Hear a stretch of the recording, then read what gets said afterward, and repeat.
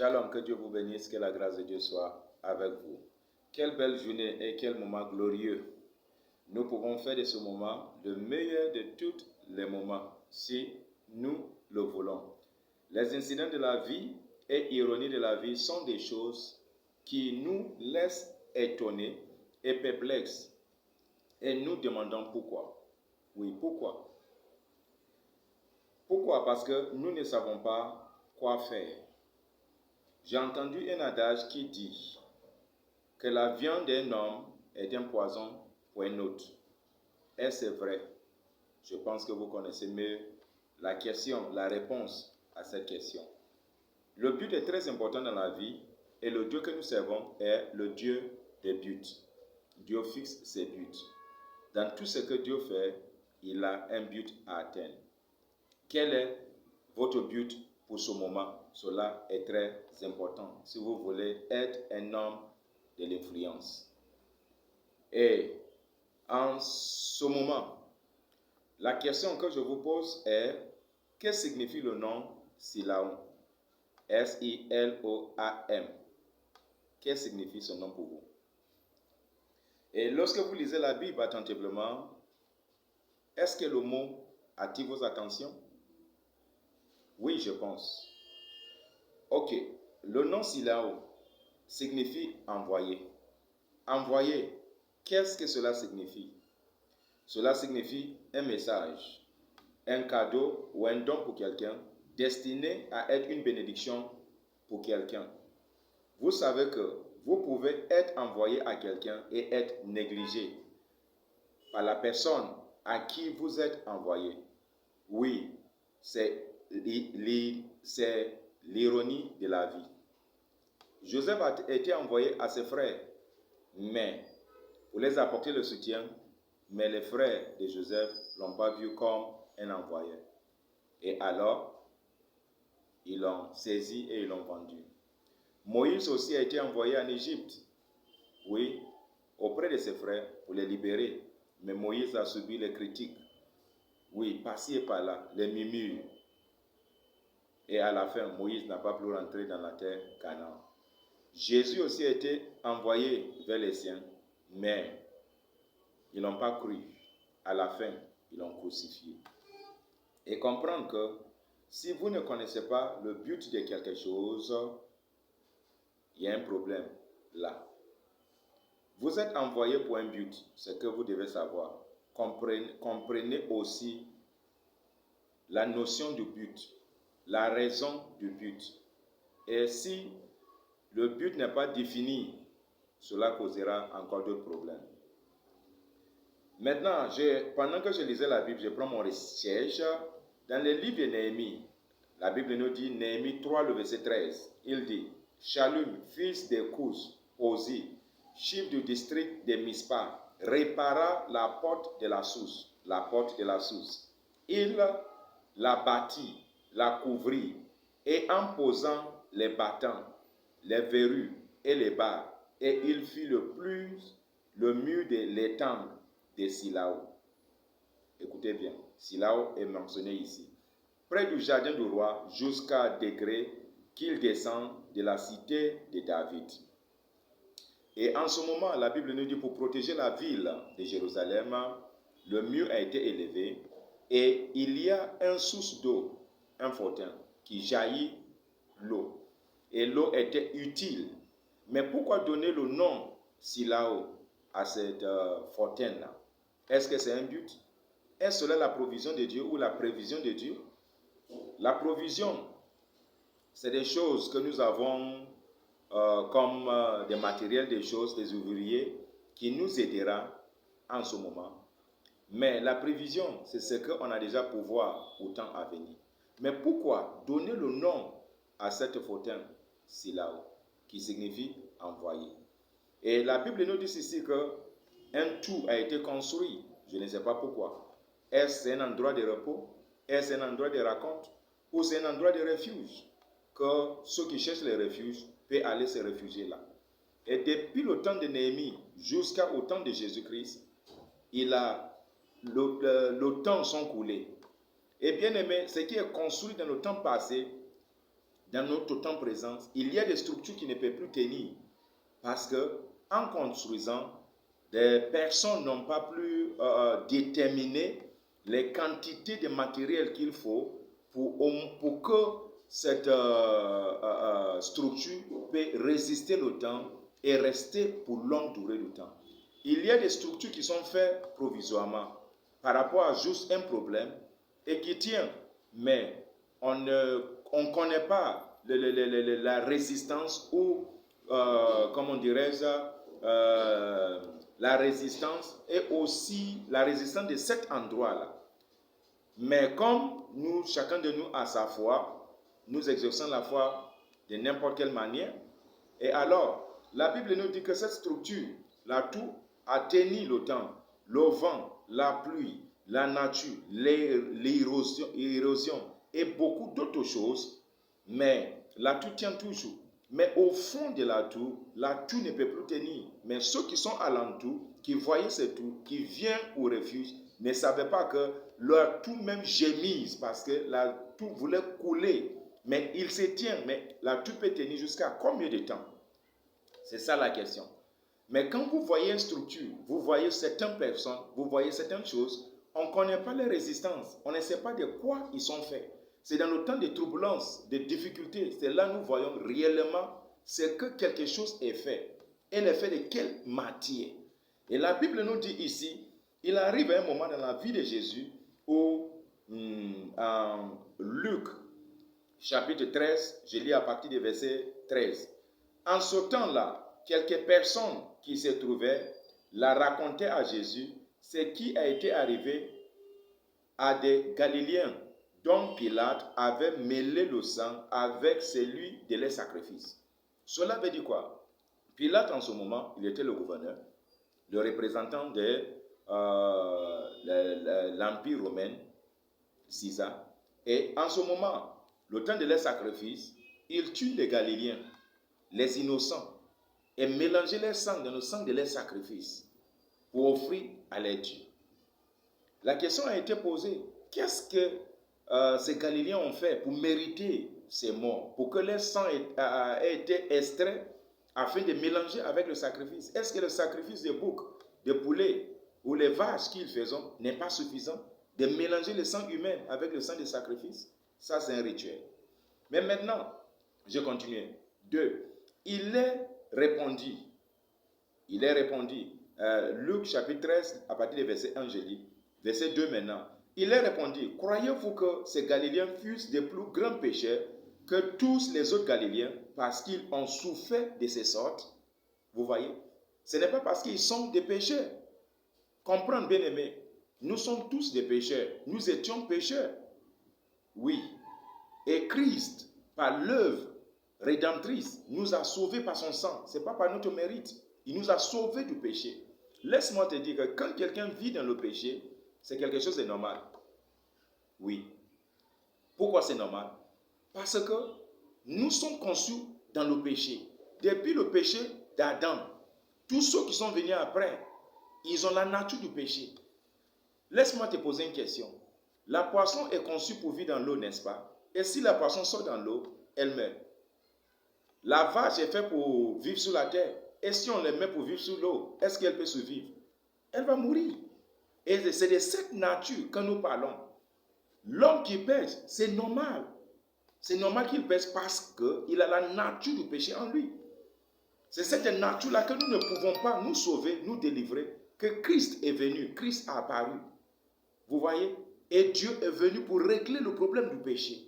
Parce qu'il sait qu'on ne peut pas nous-mêmes nous sauver du péché. C'est la raison pour laquelle Christ est venu. Il est mort sur la croix afin de nous racheter. Et dans le dernier jugement, Dieu ne peut pas dire à tel ou à tel, tu as commis tel péché. Dieu sait que nous sommes des pécheurs. Mais la seule question que Dieu posera, j'ai envoyé un sauveur. Est-ce que tu as reçu ce sauveur-là? J'ai envoyé quelqu'un. Est-ce que vous l'avez reçu? C'est là la plus grande question. Bien aimé, Dieu sait qu'on ne peut pas nous sauver du péché. C'est la raison pour laquelle il a envoyé le Christ. Oui, pour nous sauver du péché. Je continue. Il dit, non, je vous l'ai dit, mais si vous ne vous repentez, vous périrez tous également. Alors, ce n'est pas parce qu'ils ont péché ou ils n'ont pas péché, c'est juste un problème de la repentance. Il faut que nous nous repentions. Et il dit, ou bien ces 18 personnes sous qui est tombé la toux de Silao, tombé la sous tout de Silao, et qu'il a tué. Croyez-vous qu'elles fussent plus coupables que tous les autres habitants de Jérusalem? Non, je vous le dis, mais si vous ne vous repentez, vous périrez tous également. Vous voyez, c'est un problème de repentance. Mais maintenant, pourquoi Jésus a parlé de tout de Silao? Le tout de Silao, là, tout c'est un système qui est mis en place. Ou peut-être un point de référence pour trouver l'eau.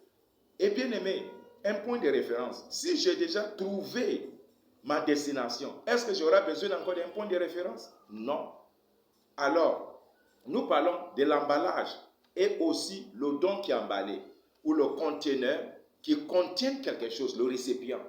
Si on vous donne un cadeau, après avoir reçu ce cadeau, est-ce que l'emballage est important? Non, il n'est plus important. La Bible nous dit que Jean-Baptiste est la voix de celui qui parle, qui crie dans le désert, qui prépare le chemin du Seigneur. Ça veut dire que le chemin est préparé, il y a quelqu'un qui va venir. Et si le chemin est préparé, est-ce que nous avons besoin de préparer encore, continuer à préparer le chemin? La question est non. Et alors Jean est la voix, il n'est pas la parole. Il est la voix qui crie, la parole arrive. Et dès que la parole arrive, la voix doit cesser. Si la voix ne cesse pas, cela va envoyer une contradiction et un problème quelque part. Un autre exemple, Marie qui est la mère de Jésus, elle est un conteneur qui contient le Christ, Jésus, le Sauveur. Et maintenant que le Sauveur est venu, est-ce qu'on a besoin du conteneur, de la contenue, de l'emballage? Non, on n'a pas besoin de ça. C'est le récipient qui nous intéresse, la parole vivante de Dieu. Vous voyez, c'est très important de connaître ces points-là. Et alors, le tout, c'est un système qui est mis en place. Est-ce que le système de notre jour-là peut résister le temps? Est-ce que c'est que nous avons décrété auparavant, en mettant certaines lois en place, en voyant l'évolution des choses autour de nous, est-ce que ce système-là peut subsister encore? C'est là le problème. C'est le système qui a tué ces hommes-là. Ces hommes-là ne savaient pas que le tout qui était construit depuis le temps de Néhémie ne peut plus tenir. Il y a des choses qui gémissent. Il y a des choses que tu ne peux plus supporter. Qu'un jour, quand ça coule, c'est fini. Comme il y a des émeutes qui ont coulé dans nos sociétés aujourd'hui, qui ont tué des innocents. Et bien aimé, parce que ces structures-là ne peuvent plus tenir. Ils ne sont pas bâtis pour rester, ou dépasser certaines limites. Et il y a certains systèmes de croyances qui nous détruisent aujourd'hui. C'est un système de voir, d'écouter, d'agir que nous devons nous débarrasser. Et tant qu'on ne s'est pas débarrassé de cela, une nouvelle structure ne peut pas se mettre en place. Parce que deux structures ne peuvent pas se bâtir sur un lieu. C'est la confusion. Vous voyez.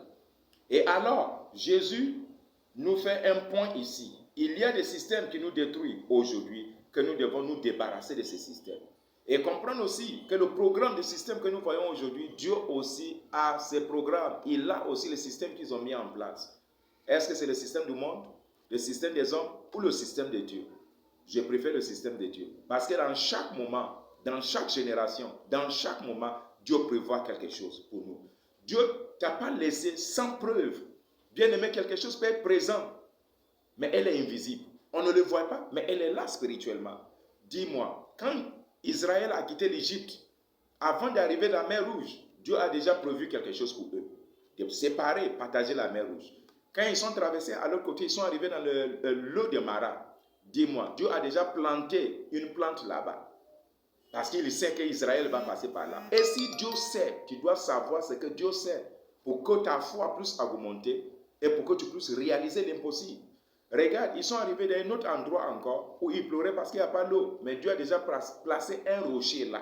Et Dieu dit à Moïse, parle au rocher. Et l'eau sortira du rocher. Laisse-moi te dire que le Dieu que nous servons est un Dieu programmateur. Il a tout programmé. Mais il faut que nous soyons en jour dans le programme de Dieu.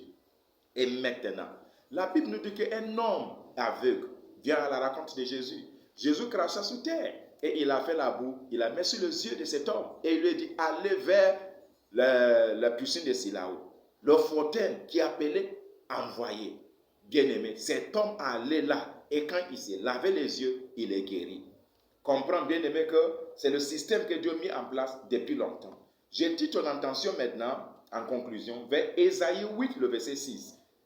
L'Éternel me parlait encore et me dit, parce que ce peuple a méprisé les eaux de Silao qui coulent doucement et qu'il s'est réjoui au sujet de Rétzim et du fils de Ramalia. Voici, le Seigneur va faire monter contre eux, les puissants et grands, eux du fleuve, le roi d'Assyrie et toute sa gloire.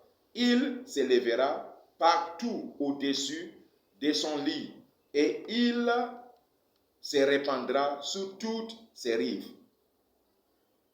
Il pénétrera dans Juda, elle débordera et inondera. Il atteindra jusqu'au cou. Le déploiement de ses ailes remplira l'étendue de ton pays. Ô Emmanuel, Ésaïe a prophétisé. Ô Emmanuel, Emmanuel qui veut dire Dieu avec nous. Et bien aimé, Dieu a mis toute la provision en place, mais c'est nous qui le refusons. Ils ont refusé l'eau de Silao.